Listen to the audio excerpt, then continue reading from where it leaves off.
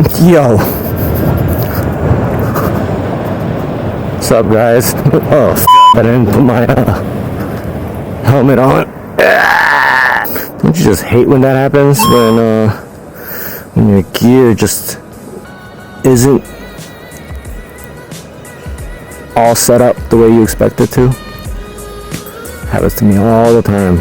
Like, I have to go for an e-bike ride. I forgot the battery for an e-bike ride. I forgot my phone. I'm going for an e-bike ride. I forgot my helmet.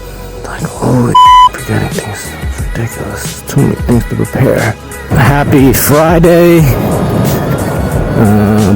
Post 2 days after Hurricane Ida up my apartment. But here we are. We'll see how that goes. I really want to thank y'all for tuning in. You know, like and subscribe, hit that button, hit the bell, all that stuff. How's this audio sound? So I've been messing around with this audio on this microphone for the last few times. Got pretty close last time around, except the gain was like really high and like you could hear me breathing, and I don't want you all, I know you all love me, but I know you also don't want to hear me breathing and shit. For that reason, I didn't upload anything. Also, I didn't really say anything, I don't think. This time around, I got a long journey, hoping to maybe have a conversation, maybe get to know you guys a little bit, you know what I mean? So anyways, headed to Flushing, we're actually Bayside. This is where Melvin lives. Shout out to Melvin. Actually, it's Melvin Kai, no spaces, 2 eyes. He also owns the Zooz 11 UU Ultra. What the heck does the UU stand for again? My bad, Chris. He owns the same bike as I do. He's a serious cyclist. Anyways, I'm not meeting up with him. He actually asked if I wanted to go eat Cherry Valley sandwiches, Cherry Valley Christina's. Shout out to Whitestone. They got some like dope like chicken cutlet on gravy with mashed potato, like on a hero. Come on, guy.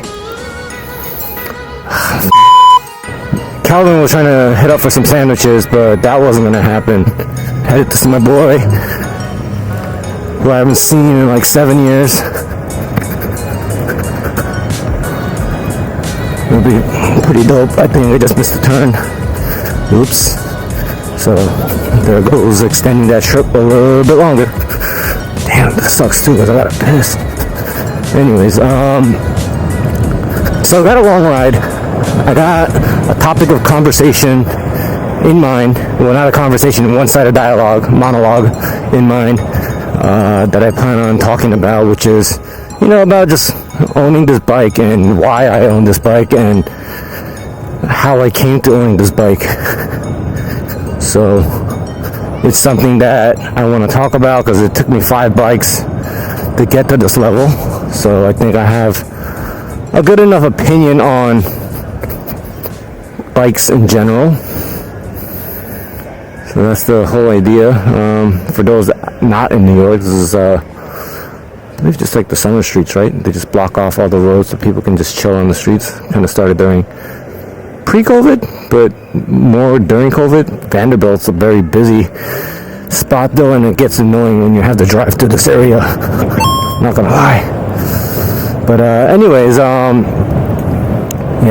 Mr. Don't have to get out there like that. Once we get a little bit out of Brooklyn, or at least this madness, maybe I can like start talking about it a little bit more. Right now, oh shit, I'm on the wrong side. Saw that, and I was only supposed to go 5 miles an hour.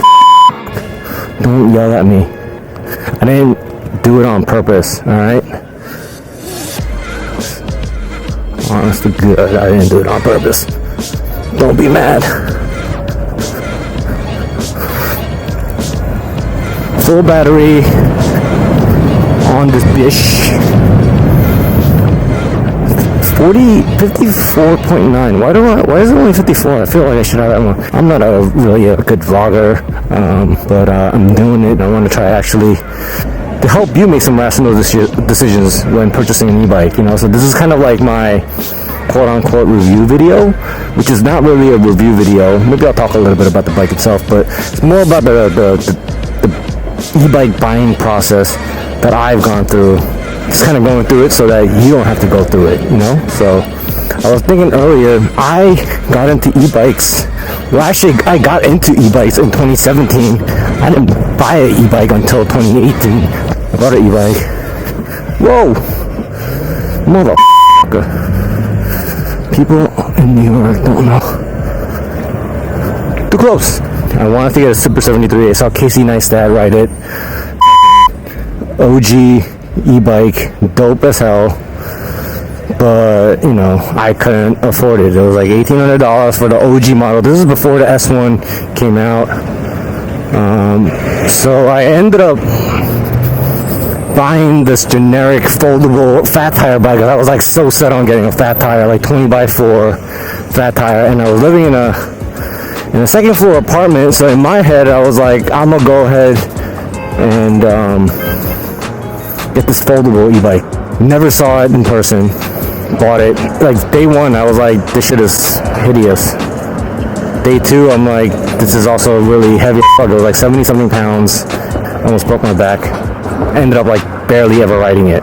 And I ended up deciding that I'm gonna sell this generic e-bike, and with that money, I was gonna invest and get a Super 73 S1. So I had that.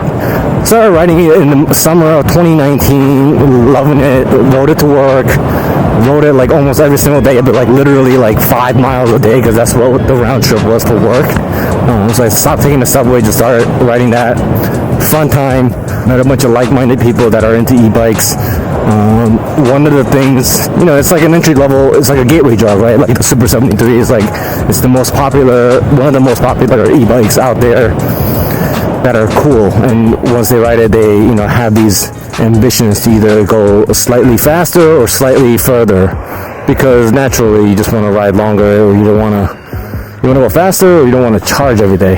The phrase thrown around called range anxiety, right? Like it's just being able to like have to want to ride, but like have this worry about having to charge your bike every single time. So that one starts getting thrown around. Everybody wants to go just a slight bit faster. Everybody wants to get suspensions. So all these, like, you know, wants that Super 73 did not do. People that had the Super 73, there's like a subset, maybe like 65% of the, or like the 2/3 of the group that actually likes owning the Super 70 like as is, like the speed, the range, it serves exactly the purpose that they bought it for. And then there's like this other group. There's this other group that, like me, who's like, I want to go faster, I want to go further. So they end up selling their e-bikes, or they keep it, and then they end up buying like a faster bike. So most of the time, the bike to get was the Onyx, 23 amp hour battery. Went 65 miles an hour, blah blah blah, you know, look cool. Me, really wanted it. The price range was way out of like what I could afford. Once I wanted to like build an e-bike instead, at least build something like comparable to it. That never really came to fruition. Like the project kind of like died out, especially because COVID happened in like the month of like March, April, May. I come across the Huck Cycles Stinger bike. So I'm like fully in this rabbit hole of mopeds and in love with it. Essentially how I saw all these e-bikes modeling themselves after other mopeds, and the Stinger is just exactly that. And I bought that back in the month of June after I sold my Super 73. I'm like, I'm going all in, I'm going faster, I'm gonna go further, and I'm gonna be the shit. Meanwhile, like I knew like it was like a brand new company with no like track record. I knew that there were most likely gonna be problems. I also knew like, no, that's all I knew. Another thing I was worried about was size. During that time I moved to a small apartment where I had no bike room. So the reality was that I was gonna have to like find a way to store this bike. I was kind of like in this clearly denial that it was going to be something that I could figure out. I ordered a bike in June. I ended up getting it in November. That's like a really long freaking time. And during that time, it was not the most like enjoyable process. Like all their shipments were busting up. In November, the bike finally came. So I got the bike day 1, day 2, day 3. Like the first week, it was great. It was heavy as but it rode well. Like, it was super like solid. You know, you're going fast. Installing the battery in and out of the bike was not convenient, and the bike wasn't really built out for taking the battery in and out of. Every single time you plug in the battery, it would spark. So eventually, over time, the battery port is getting worn out, and you have to replace a new one. Like, I saw like a lot of people having issues with. I just saw like very like bad vibes coming out of the Huck camp. Like, people were just like not happy with it. And like not like a little bit of like people, it was like a significant amount of people, in my opinion, were having issues. Within a month of owning it, I ended up selling the bike, and at that point I decided I was going to get a second stroke Moto Ray. I've ridden that bike when it was an Indiegogo, like a year or 2 prior, and you know, like him being like, he was actually one of the big reasons why I really got into the e-bike thing, because he posted up a lot of YouTube videos like early on. So all that said, I kind of like took him as like a bit of a I'm gonna take that off, a bit of a mad scientist of sorts, but I felt like the quality was there and the transparency was there, and he's like a guy that was like developing the entire thing in-house. So I was like, you know, let me go ahead and buy that. So I ended up getting it within like 3 weeks. I mean, and the only reason it took so long is because it was during the holidays. Like, I ordered it like literally like on Christmas or like the day after Christmas. The Moto, I was like, it was a smaller bike. It weighs slightly less, not that much less, but it's like, because the bike is shorter, the form factor just allows you more leverage when pushing it. So I ended up buying that bike and got it, loved it. It was a mid-drive, very peppy. It doesn't have like the highest like top speed, but it was super peppy and it was well built. But again, it was really heavy as f***. And I had it during the winter. When you get a bike in the winter and you don't get to ride it, clearly if you, I'm gonna go this way. Oh, did I not? When you get it in the winter, when you don't get a ride, there's a lot of time for thinking about like your decisions. And throughout that process, I really wanted to get like a second bike like the Zooz, where I can just kind of like throw it around and really ride it more frequently. That's like a dumb decision. Why the hell do you need 2 bikes? Like, the more I looked into it, the Zooz came with like a near 20 amp hour battery. It was super light. By this point, like, I learned like range anxiety is like all BS. Like, I mean, no, let me take that back. It's relative. Like, for people in the city, I think it's BS. For people outside of New York City, I see why you would want that. When you live in the suburbs, when you have like a storage place to put your bike.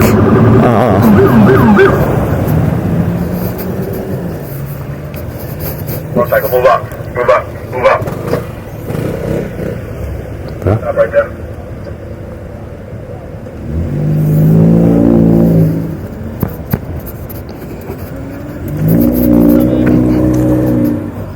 No, not me, wrong.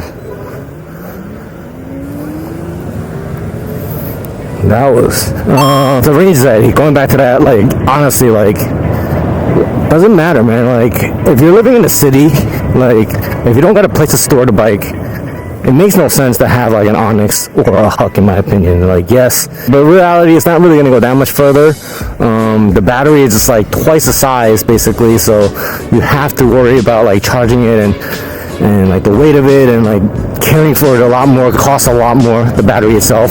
So there's that aspect.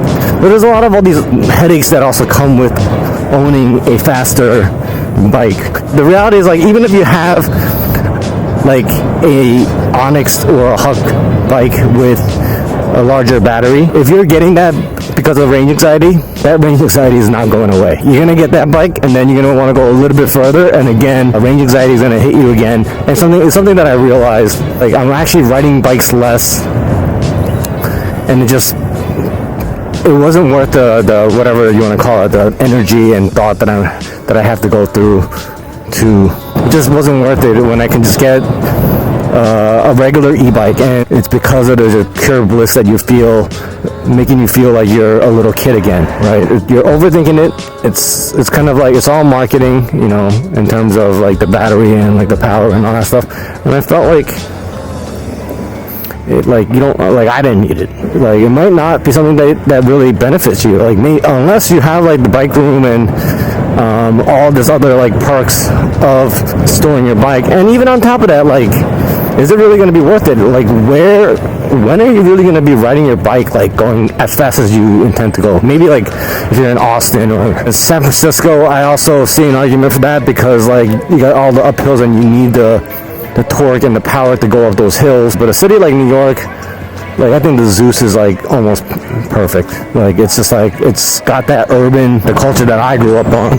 But besides that, it rides like that. Like, it really, like, if I thought the Super 73 just kind of put me back to bliss riding a bicycle, this is like even one step closer. This is like, I rode BMX bikes, like, and I love the nimbleness and like the lightweightness of it. And even when I was like 25, I ended up buying a mongoose from Walmart as like a little quarter-life crisis moment.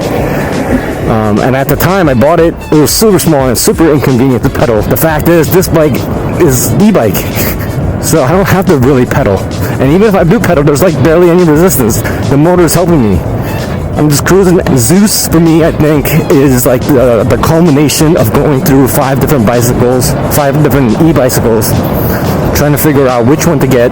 The Zooz is the culmination of that, and I think it makes a lot of sense for somebody that's in New York.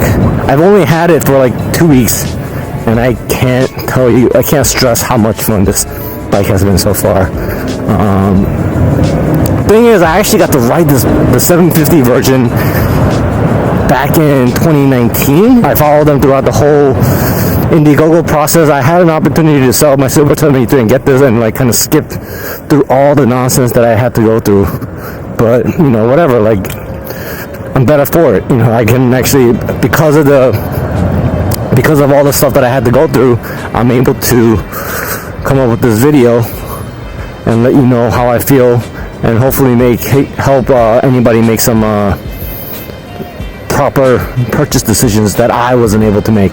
So that's kind of like where I was trying to get at. I guess let's talk a little bit about the purchase and the bike. Man, this bike is so smooth. Like, I've had 5 bikes, and this is the first one that I feel like the handling is just so damn smooth. It just glides so well, and it's so nimble. And even though it has no suspensions, that's the other thing, it's overhyped. Like, I had suspensions, yes, it's great, but the added weight to it, but the way I ride, I like kind of weave in and out. Riding in the city, you're gonna have to weave in and out anyways, and this bike still allows me to do all that. And still, look at me, I'm going like faster than, see that car? Going faster than you. This is like so smooth. It's just like, it's just so smooth. It's just so smooth, man. I really just don't have anything more to say. If you have a choice between the low bar and the high bar is so much better. It's just like, high bar allows me to ride like this, jumping, you know, standing up, which is something that I never did with any other bikes that I had. On Instagram, people will message me asking me about my opinions because I went through so many bikes, and I just buy the bike that you like, but because ultimately that's what's going to happen, right? You're not going to buy a bike that I tell you to buy. You're going to buy a bike that you want, and sometimes you don't even listen to a lot of the things people say. So I get that, because I would do the same, but at least have all the facts, or at least one person's point of view that has like ridden a number of different bikes, and that's what I like to do. And like, hopefully, like, you know, those kind of, you're able to make some, you know, make a smarter decision.